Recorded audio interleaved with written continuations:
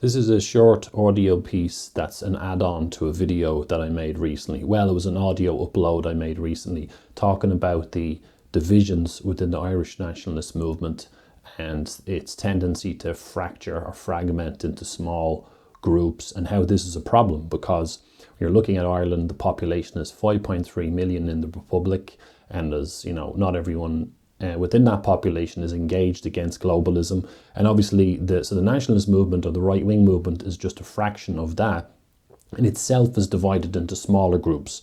So that's why it's very important that this group is as united as possible to a reasonable degree in order to achieve any sort of success, or this stuff is just going to go on continuously now. Globalism is going to keep transforming Ireland until Irish people are pretty much, demographically replaced in their own countries.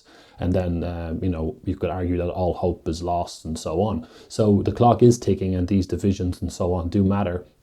The numbers matter, as in who believes in what and whether or not they're part of one group or several groups. And as I pointed out, having divergent solutions is not good. People going in different directions, and also the dramas and conflicts between groups and individuals doesn't help either. So it's important that the solutions people put forward and the ideologies they have produce results, and they've got a good chance of achieving popular support. So having divergent opinions, solutions is not good, particularly ones that will never gain popular support. And as I did talk, we'll get into a big example of that now shortly. And as I've talked about in that clip as well, there's a real lack of problem-solving intelligence in Ireland within the right-wing community. A lack of problem-solving intelligence, a lack of understanding of what's going to produce results. And then obviously egos come in as well. When people they have a habit of looking at things a certain way and are locked into their habits, their egos kick in and they're afraid to reevaluate their beliefs and where they stand on things. And that's not a good thing.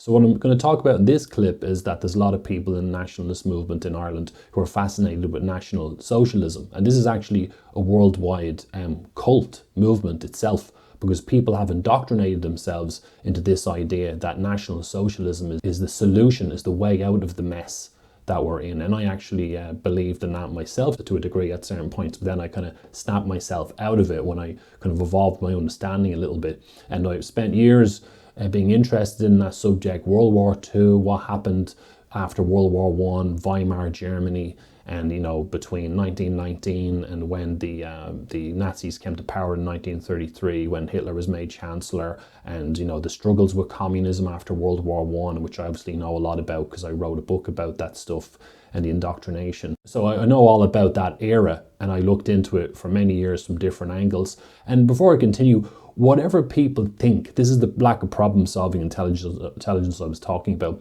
Whatever people think about Hitler and the Nazis, whether they were good or bad, if they were misunderstood, or were they justified in doing what they did back then or whatever, it is almost irrelevant. That was a solution for their time. Hitler gained popular support in that era following World War I, when Germany was in disarray, and he published Mein Kampf 1924-25. And then, there's the beer hall push. When he went to prison, that's where he did the book, and he came out and decided to go with popular support. And him and his group and their ideology was kind of born in that era as their solution to get out of that mess. It was inspired by elements of Marxism, but with a more nationalistic slant, and they had particular issues at that time that were unique to Germany at that time. That was a solution and a template and ideology for their situation. One of the big factors was the Versailles Treaty after World War I, where Germany was blamed for World War I, which wasn't really fair. They were hit with massive debt. The British essentially, blockaded them with a naval blockade to make them forced to sign the Treaty of Versailles, which put them into debt, gave up territory to France, reduced their army to nothing pretty much, and so on and so forth, right? So I know all of that. And what happened in Weimar Germany after that point with Hitler and the Nazis was kind of provoked to a certain degree, right? And that even goes back into history as far as, when Bismarck united Germany in 1871 and the Franco-Prussian War of the 1870s. There's a whole, historical background to leading up to World War II, which anybody, even the rookies, could kind of see. But my point here is that Ireland in 2025 has nothing in common with Germany back then. It's nothing in common with Weimar Germany. Just because we're dealing with some degeneracy now doesn't mean the situations are exactly the same. Germany it's a different part of the world, much more land, very different population levels as well. And the population in Germany coming up to World War II, I think up to 1933, around that period, the population was 80 million, right? So nothing in common with Ireland at all in terms of numbers, like which I mentioned at the beginning. We're never going to succeed to stop globalism in Ireland unless you've got a massive nationalistic movement. And trying to build a solution, say National Socialism is a solution for Ireland in the present, it's based on something that happened almost 100 years ago now in Germany, in a different part of the world, in a totally different situation. And, obviously the reason why the Nazis were able to come to power was a mixture of their political efforts plus also physical force. They developed a big movement with loads of men who were willing to actually beat back the communists and so on. We can't do that in Ireland. That can't be done. So say you've got a Justin Barrett type who feels he's the Irish Hitler with Clonairin and so on and so forth. It's delusional to think that he would ever be able to get enough men behind him to implement the system he's talking about. And as far as I know, he believes that the democratic system has failed because he kind of half tried it a little bit and he's sick of the political route, and now he thinks he can build a movement with a lot of guys standing behind them with masks and uniforms who are going to use brute force to get out of this mess. It's never, ever going to happen. And you can take that from somebody who knows exactly what happened in Germany. It's never going to happen, and it's delusional to think that it ever will. And another thing as well, the difference between Ireland and that situation back then, we don't have a problem with overrepresentation of Jews in Ireland. Like back in Germany, you could argue back in those days that was the case. That's a totally different situation. We don't have that problem in Ireland. The population in Ireland of Jews is, I think it's around a couple of thousand. Even if it's 5,000, that's nothing compared to the rest of the numbers and the rest of the population. We don't have a problem with overrepresentation of Jews. It's not true that they're the ones causing the problem in Ireland. Again, I remind you, anyone who knows my work should know by now, the problem in Ireland is that there are a lot of people who are apathetic, apolitical. I did a video about this. There's also a lot of people who are brainwashed into being pro-globalism, which is actually communism. You can call them lefties, progressive, liberals, whatever you want to. They're brainwashed to have an affinity towards globalism, open borders, internationalism. And the vast majority of these people, statistically speaking, are Irish, way up over 95%.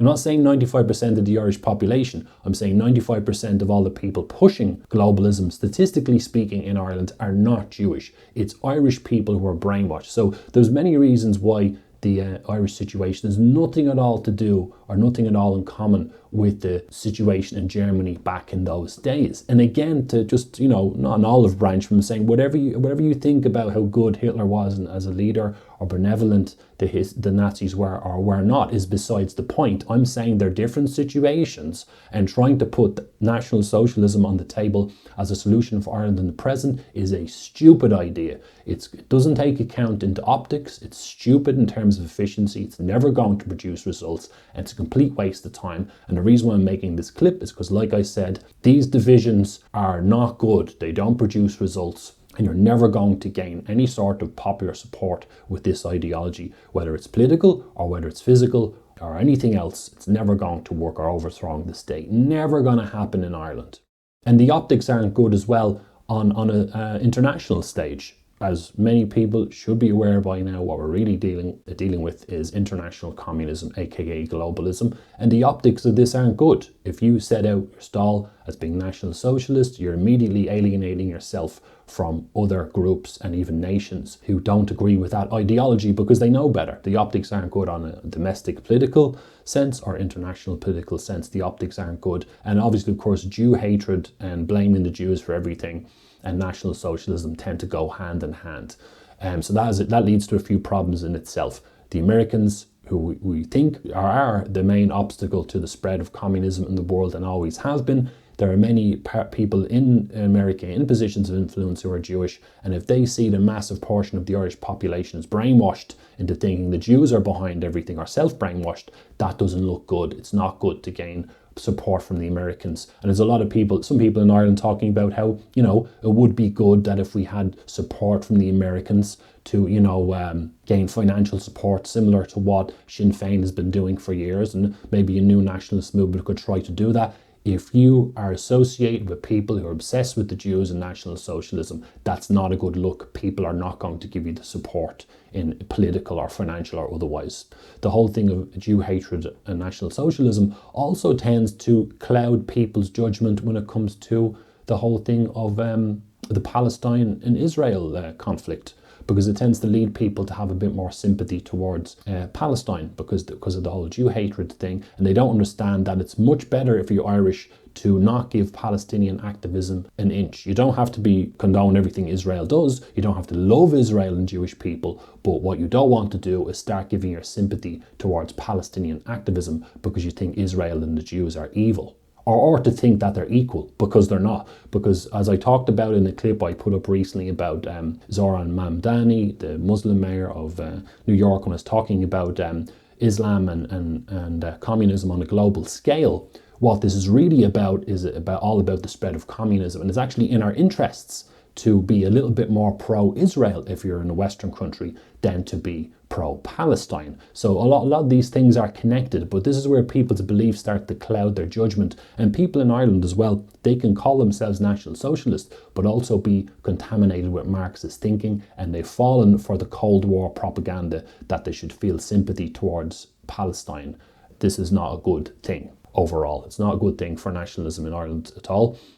And nationalists should know better not to support this. You know, they should know better. But of course, you know, these splits and again, people's egos kicking in, they haven't really thought this stuff out. Like you're making a move on the chessboard. You know, you don't think one move ahead. You have to think 2, 3, 4, 5 steps ahead. So in terms of optics and in terms of producing results, this whole stance is a bad idea. So should this stuff be platformed and people talk about free speech? Well, I would treat the National Socialism cult in a similar way as to way I would treat the Marxist cult in general. And obviously there's connections between them in terms of economic and state control and stuff like that, but they're not exactly the same. Should this stuff be platformed? I'm not suggesting that we should walk around and force people not to talk about this stuff, even if we could, but we do have the right to not platform this stuff. And that's the problem with alternative media, whether it's in Ireland or elsewhere, whether it's podcasts, X Spaces, YouTube videos, and so on. People believe that this free speech thing should be applied across the board, and we should allow people to come up onto a platform with bad ideas and allow them to add to the chaos. I actually don't agree with that, and I wouldn't platform anyone pushing any sort of Marxism or National Socialism on the public stage. You don't have to force your beliefs on them or not let them have opinions, but at the same time you also have the right not to platform them, and that's the stance that I would take, because in Ireland there has been a history of that. And there's an event recently, I think in Cork, which had a few speakers who were sympathetic towards that, and also Justin Barrett spoke as well. And you know, whoever was running the event obviously doesn't agree with my stance, which I think is against nationalism. They shouldn't really be platforming people with this ideology, because it can tend to catch on and perpetuates that problem I was talking about of divisions within the movement. To conclude here, I just want to say that I myself had an affinity towards that stuff a long time ago, and I can say from a personal psychology point of view, one of the reasons why I noticed people who tend to have aggressive streaks in their character, who are just really angry about what's happening, tend to have a soft spot for National Socialism and Hitler, because Hitler was regarded as being a good orator. Okay, he was probably off his face on methamphetamine half the time, but he was regarded as being a great orator, and he spoke with aggression and passion, and a lot of people are taken in by that. And usually people who tend to have themselves an aggressive stance on things, and they're more emotional than they are intelligent. They don't actually understand what National Socialism is in practice. They don't understand exactly what happened with Germany, and they don't understand what I've said in this video, that National Socialism is not the solution for Western countries today. But yet, because they're more emotional than intelligent, they will have an affinity for this stuff, and like Hitler and so on. Look, the man apparently shot himself in 1945. If that's how bad things are really in Ireland and Western countries, that people don't have much agency to think themselves, and they have to refer back to the opinions of somebody who died almost 100 years ago to tell them which way to go or which way to achieve success. And another thing as well, whether it's Justin Barrett or somebody else, the idea of basing your persona and character on somebody who died a long time ago is also not very good. I think the better way out of this for us is to be present, to be intelligent, to come up with solutions that are tailor-made for Ireland, that are good for us now, today, in the situation we're in. And as an add-on to that, remember that, again, not an olive branch, but people who have an affinity for Hitler and National Socialism, whatever you think about the way their situation back then, or whether or not it was justified for them to use that ideology, the bottom line is that all happened.